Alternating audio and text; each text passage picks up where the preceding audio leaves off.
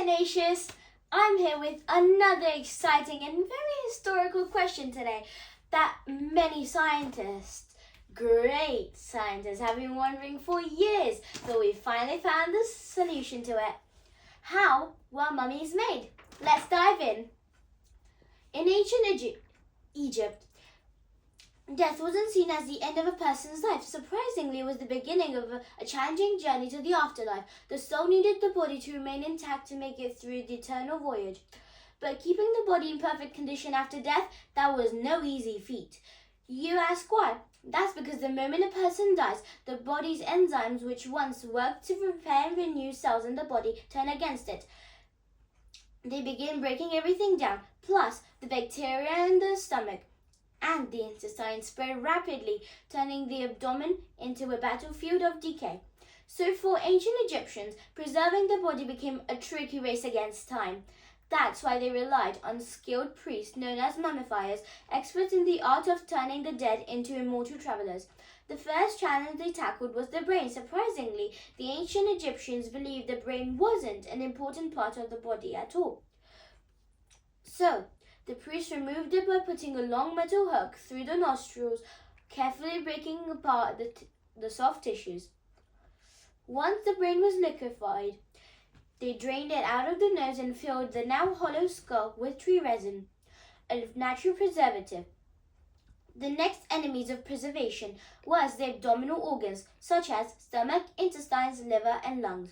These organs were packed with bacteria and digestive enzymes that could destroy the body inside out.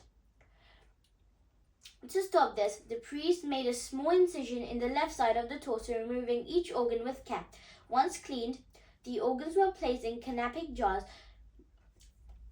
special containers decorated with carvings of protective deities believed to safeguard their contents. But the heart was a little different. Egyptians saw it as the most important organ, the seat of the soul they called it. They believed the heart would be weighed against the feather of Ma'at, the goddess of truth. If it was lighter than the feather, the soul could enter paradise, known as the field of reeds.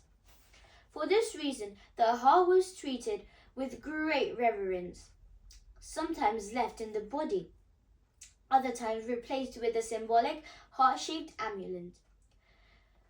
With the organs removed, the next step was preserving the body itself. This is where natron, a natural occurring salt, becomes the hero of the process. The priest packed the empty cavity with natron and covered the entire corpse in it. Over 35 days, the salt absorbed all the moisture from the body, leaving behind a dry leather-like shell that was resistant to decay. But a dried-out corpse wasn't enough to impress the goddesses or the living themselves. The body was then cleaned and coated in tree resin to seal or cover any unpleasant smell.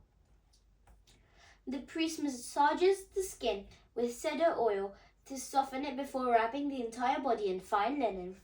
Each layer of the wrapping was carefully done with prayers and small amulets placed between folds for protection in the afterlife.